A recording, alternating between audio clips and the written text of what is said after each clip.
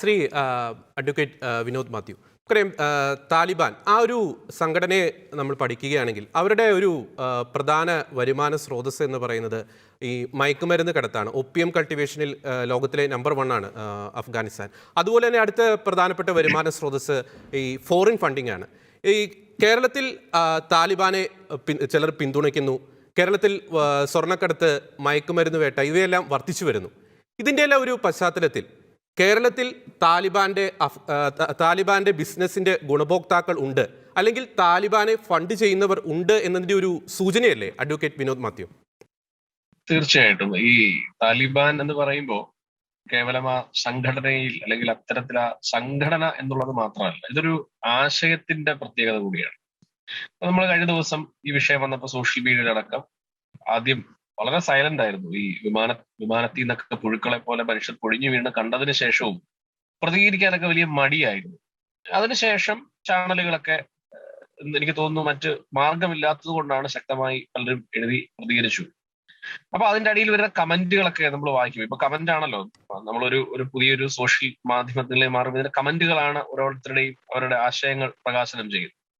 നമുക്ക് വായിക്കുമ്പോൾ ഈ ആശയം പേറുന്നവർ, അതായത് താലിബാൻ എന്ന് പറയുന്ന സംഘടനയിൽ പോയി ചേർന്നു എന്നുള്ളതല്ല അതിന്റെ ഭീകരത എന്ന് പറയുന്നത്. മറിച്ച് അവർ മുമ്പോട്ട് വെക്കുന്ന ശരീഅത്ത് നിയമങ്ങളും അവർ മുമ്പോട്ട് വെക്കുന്ന ഇത്തരത്തിലുള്ള വളരെ റിജിഡായിട്ടുള്ള അല്ലെങ്കിൽ ജനാധിപത്യ ബോധം ഒട്ടുമില്ലാത്ത അല്ലെങ്കിൽ അത്തരത്തിലുള്ള വളരെ പൈശാചികമായ വളരെ ക്രൂരമായ നിന്ദ്യമായിട്ടുള്ള ആശയങ്ങൾ മുമ്പോട്ട് വെക്കുമ്പോൾ ആ ആശയങ്ങളെ തള്ളിപ്പറയുന്ന ചിലർ, ഇത് ശരിയല്ല, വാക്സിൻ നിരോധിച്ച താലിബാന്റെ പ്രവർത്തനം ശരിയല്ല, ചിലർ പറയുന്നത് കേട്ടു.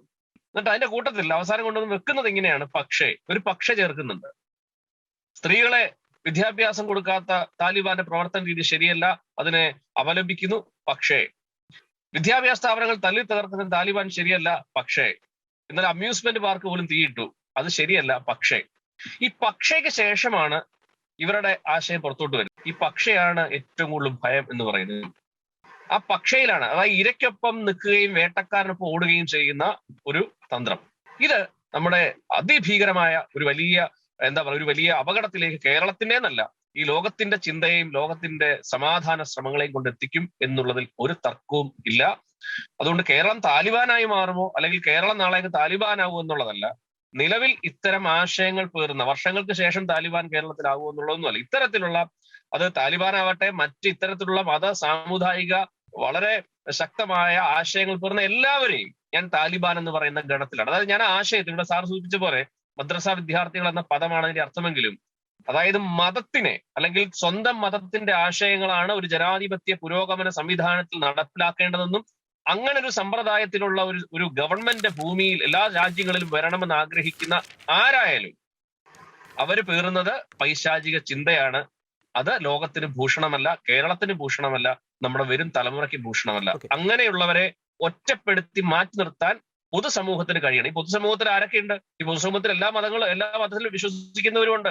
ഇപ്പൊ ഞാൻ ക്രിസ്ത്യൻ സമുദായത്തിൽപ്പെട്ടവരാണ്. ഇവിടെ ഇരിക്കുന്ന മറ്റ് സാജൻ അഡ്വക്കേറ്റ് അദ്ദേഹം അങ്ങനെ ആയിരിക്കത്തില്ല. പക്ഷേ എല്ലാവരെയും ഒന്നിച്ചു കാണാനുള്ള, എന്റെ മതവിശ്വാസം എന്റെ പേഴ്സണൽ ആണെന്നും മറ്റൊരാള് എന്റെ മതവിശ്വാസത്തിനെതിരായി ജീവിച്ചാൽ ഞാൻ അയാളെ ആക്രമിക്കാൻ പാടില്ല എന്ന് പറയുന്ന ആ ഒരു സാഹോദര്യ മനോഭാവമാണ് ഇതിനെതിരായി ഉയർത്തു വരേണ്ടത്.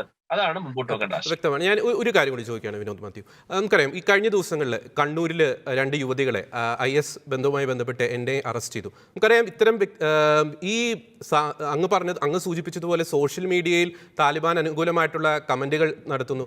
അതോടൊപ്പം തന്നെ മറ്റൊരു പ്രസക്തമായ ഒരു കാര്യമല്ല, ഈ ഐഡിയോളജി മനസ്സിൽ കൊണ്ട് നടക്കുന്നവർ അവരുടെ പ്രവർത്തനങ്ങൾ കേരളത്തിൽ ശക്തിപ്പെടുന്നു എന്നതിൻ്റെയൊക്കെ ഒരു സൂചനയല്ലേ ഇത്തരം അറസ്റ്റുകളൊക്കെ, ശ്രീ വിനോദ് മാത്യു? തീർച്ചയായിട്ടും അത് നമ്മുടെ കേരളത്തിന്റെ മുൻ DGP ബെഹ്റ പറഞ്ഞല്ലോ, സ്ലീപ്പർ സെല്ലുകൾ ഉണ്ടെന്ന്. സ്ലീപ്പർ സെല്ലുകൾ എവിടെയൊക്കെ ഉള്ളത്? എല്ലാ പാർട്ടികളിലും കടന്നുകൂടി കഴിഞ്ഞു. അത് കേരളത്തിലെ ജനാധിപത്യ പാർട്ടികളിലും പുരോഗമന പാർട്ടികളിലും മറ്റെല്ലാ പാർട്ടികളിലും ഇതിന്റെ സ്ലീപ്പർ സെല്ല് എന്ന് പറഞ്ഞാൽ ആരാണ്? എനിക്ക് വ്യക്തമായി ഞാൻ പേരെടുത്താരുടെയും പറയാൻ ആഗ്രഹിക്കുന്നില്ല. എന്റെയൊക്കെ നാട്ടില് പണ്ട് ഇത്തരം തീവ്ര നിലപാടിൽ സ്വഭാവത്തിൽ നടന്ന കൃത്യമായ ഇത്തരം ആശയങ്ങളുള്ളവരൊക്കെ അതൊക്കെ സംഘടന പിരിച്ചുവിട്ടിട്ട് ഇപ്പൊ അവർ പ്രവർത്തിക്കുന്നത് ഈ നാട്ടിലെ മറ്റ് ജനാധിപത്യ ചേരിയിലാണ്, അവിടെ നിൽക്കുകയാണ്. അപ്പൊ അവിടെ നിൽക്കുമ്പോൾ അവർക്ക് വളമാകുന്നതും അവർക്ക് തണലാകുന്നതും ഇപ്പോൾ ഭരിക്കുന്നതും അല്ലെങ്കിൽ പ്രതിപക്ഷത്തിരിക്കുന്നതും ഇനി കേരളം ഭരിക്കാൻ ആഗ്രഹിക്കുന്നവരുടെ ഒക്കെ സംഗമനമാണ്. അതിന്റെ മറവിൽ ആയുധക്കടത്തുകളും സ്വർണ്ണക്കടത്തുകളും ഹവാലയും കോഴയും പണവും പിന്നെ സ്ത്രീ ശരീര വിൽപ്പനയും ഒക്കെ അരങ്ങേറുന്നുണ്ടെന്നുള്ള സത്യമാണ്. തർക്കിച്ചിട്ട് കാര്യമില്ലല്ലോ, വാസ്തവമല്ലേ അത്.